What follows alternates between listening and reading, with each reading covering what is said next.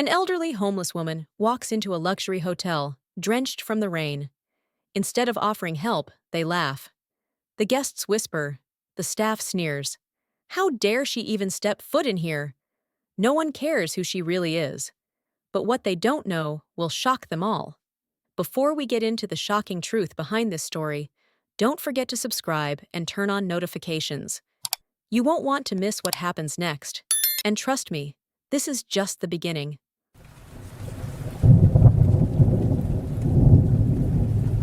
On a cold, rainy night, the streets seemed to shimmer with every raindrop. Helga, an elderly woman whose clothes had seen better days, stood quietly in front of a luxury hotel. Her weathered hands clutched a small piece of paper tightly, the ink almost smudged by the rain. There was something about her presence, dignified yet vulnerable, that made her stand out among the crowd of hurried people. But as they rushed by, sheltering themselves under umbrellas and coats, no one gave her a second glance. It was as if she had become invisible, swallowed by the city's indifference. Despite the chill that hung in the air, Helga didn't seem to notice. Her gaze was fixed on the bright lights of the hotel lobby, where warmth and comfort radiated from behind glass doors. She took a deep breath, her heart beating a little faster, knowing she was about to step into a place where she didn't quite belong. The worn-out clothes she wore were not just a testament to her long years, but also to the hardships she had endured. Yet, she had a reservation in hand, and that was what mattered. At least, that's what she hoped. As the rain continued to fall, she wondered if anyone inside that grand hotel had ever experienced a night like hers. Cold, wet, and seemingly forgotten. It's funny how life can lead people to such contrasting places, isn't it? Here she was, a woman with a past no one knew about, standing before a world that judged her by her appearance. She had a purpose for being there, though. And though doubt flickered in her mind, something deeper, a quiet strength, urged her to take that next step. She could hear the laughter from within, the clinking of glasses, and the sound of lives that seemed so far removed from her own. Yet, Helga knew better than anyone that appearances could be deceiving. After all, life had taught her that what you see on the surface rarely tells the whole story. Little did the people inside know, the woman standing in the rain held a secret that would soon change everything. Helga pushed open the heavy glass doors and stepped inside, shaking off the rain as best she could. The warmth of the hotel lobby hit her instantly, a stark contrast to the chilly night she had just left behind. She stood there for a moment, taking in the marble floors, the grand chandeliers, and the gleaming decor that seemed worlds away from her own reality. But before she could even take a full step forward, the receptionist, a young woman with a stiff smile, eyed her with clear disapproval. "Can I help you?" she asked, her voice dripping with doubt. Helga nodded, reaching into her coat pocket and pulling out the reservation slip, her hand trembling slightly, though she tried to hide it. "I have a reservation," she said, her voice soft yet steady. But the receptionist barely glanced at the paper before dismissing it with a quick, disinterested look. "I think you might be mistaken," the woman replied coldly, signaling for the security guard to step forward. The guard, towering over Helga, crossed his arms and stood ready, as if she were a problem that needed to be dealt with rather than a guest of the hotel. "Are you sure this is the right place?" the receptionist added, her tone sharp. Helga could feel the judgment in her words, in the way the receptionist's eyes flicked over her tattered coat and worn shoes. It was clear that her appearance had already determined the way she would be treated. The security guard, as if sensing her discomfort, stepped even closer, his presence more intimidating than reassuring. "We don't usually allow people to loiter here," he said, implying more than his words let on. But Helga didn't flinch. She stood tall, holding her ground despite the stares and whispers that started to circulate among the other guests in the lobby. "I belong here," she whispered to herself, but loud enough for the receptionist to hear. The slip of paper in her hand was more than just a reservation. It was proof that she had every right to be there, no matter what they thought of her. And soon, they'd understand that things weren't always as they seemed. The air in the lobby seemed to grow heavier as Helga stood there, reservation in hand, yet still met with disbelief. The other guests in the hotel began to take notice of her presence, their whispers growing louder. A well-dressed man near the front desk shook his head in disapproval, muttering something about people who don't belong. A couple nearby cast judgmental glances, their eyes rolling as they scoffed. "She must be homeless," one of them said under their breath, loud enough for Helga to hear, as if her dignity was something to be questioned. The receptionist, now joined by another staff member, made no effort to hide their disdain. "We don't usually cater to people like her," the new attendant remarked to the receptionist, as if Helga were invisible, as if her presence were some sort of contamination to the luxury surrounding them. The comments stung, but Helga stood firm, clutching the reservation slip tighter, refusing to let their words break her spirit. Yet their assumptions weighed heavy on her heart, and for the first time, she wondered if coming here had been a mistake. It wasn't long before one of the hotel guests, clearly emboldened by the staff's attitude, approached her directly. "What are you even doing here?" he spat, his voice dripping with contempt. "You don't belong in a place like this." His words hung in the air, sharp as a blade. Others nodded in agreement, not bothering to hide their disgust. In their eyes, she was an outsider, someone unworthy of the elegance and privilege that this hotel represented. No matter her reservation, no matter her past, they saw only what was on the surface. But Helga, despite the humiliation, knew better. She had faced far worse in her lifetime. Still, the sting of rejection never really lessens, does it? She couldn't help but wonder how many others had been judged like this, discarded simply because they didn't fit into someone else's idea of belonging. Little did they know, the truth of her story was about to unravel in a way that none of them could have expected, and with it, their assumptions would soon be shattered. Just as the tension in the lobby seemed unbearable, the hotel manager, Thomas, appeared, walking briskly toward the reception desk. He was a man of sharp suits and sharp decisions, someone who exuded authority with every step. "What's going on here?" he asked, glancing from the staff to Helga. The receptionist immediately straightened, relief washing over her face. "There's been a misunderstanding," she explained, her voice smoother now that her superior was present. "This woman claims she has a reservation, but it doesn't seem right." Thomas barely spared a glance at Helga, treating her with the same indifference as the others. Helga, however, knew this moment was coming. She watched him, her eyes searching for any trace of recognition. "Thomas," she whispered, but her voice was drowned out by the bustling sounds of the lobby. It had been so many years since she had seen him, but she would recognize him anywhere. "Thomas!"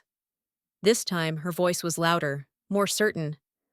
The manager froze, turning his head sharply toward her.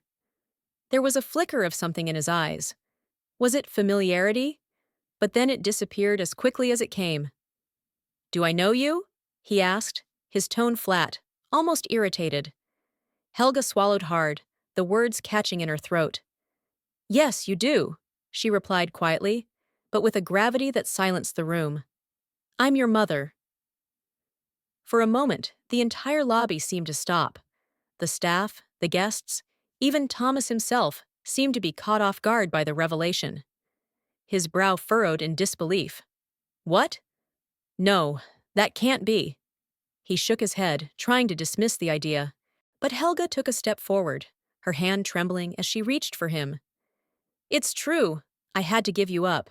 A long time ago." Thomas stared at her, the weight of her words slowly sinking in. He wanted to deny it, to push away the uncomfortable truth that was beginning to unfold. The woman standing before him wasn't just some stranger. She was the mother he had long forgotten, the one he had convinced himself had abandoned him. And in that moment, something inside him shifted, though he wasn't ready to fully accept it just yet. The past was creeping back, and with it, the emotions he had buried deep. For a long moment, Silence enveloped the room, thick with the weight of emotions neither Helga nor Thomas was ready to fully face. Helga's words hung between them, creating a distance that felt greater than the years they had spent apart. Thomas, though still reeling from the shock, took a step back. Why now? Why after all these years? His voice was strained, holding back a flood of emotions, anger, confusion, and a deep sense of abandonment that he had carried since childhood. He didn't know this woman in front of him, not really, and yet her presence stirred something in him he couldn't ignore. Helga's eyes softened as she took in her son's face, now filled with the same pain she had lived with for so long. I didn't want to leave you, she began, her voice heavy with regret. I was sick, very sick. I couldn't take care of you. I thought the orphanage would be better for you than staying with me. She wiped away a tear that had slipped down her cheek. But her explanation, as truthful as it was, seemed to do little to soften the wall around Thomas's heart. He folded his arms, his posture defensive. And what was I supposed to do with that? I was a child. I didn't understand. I thought you didn't want me. Helga's heart broke at his words. She had expected this response, but hearing it still cut deep. I wanted you more than anything, she said, stepping closer, though not daring to touch him. I was dying, and I didn't want you to see me like that. I thought I was sparing you pain, but I see now, I caused you even more. She looked at him, pleading for understanding, for forgiveness. But Thomas's face remained unreadable, a mixture of emotions warring beneath the surface. For a while, they stood there, the past hovering between them like a shadow. Thomas didn't speak, and Helga knew better than to push. Healing takes time, and she couldn't expect him to forgive her in a moment. But there was a flicker of something in his eyes. Perhaps not forgiveness, but the beginning of understanding. And that was enough for now. Though their wounds were deep, there was still time to mend what had been broken. The question was, would Thomas let her? The room was still, the air thick with unsaid words and unresolved emotions. Thomas looked at Helga, his eyes searching her face for answers.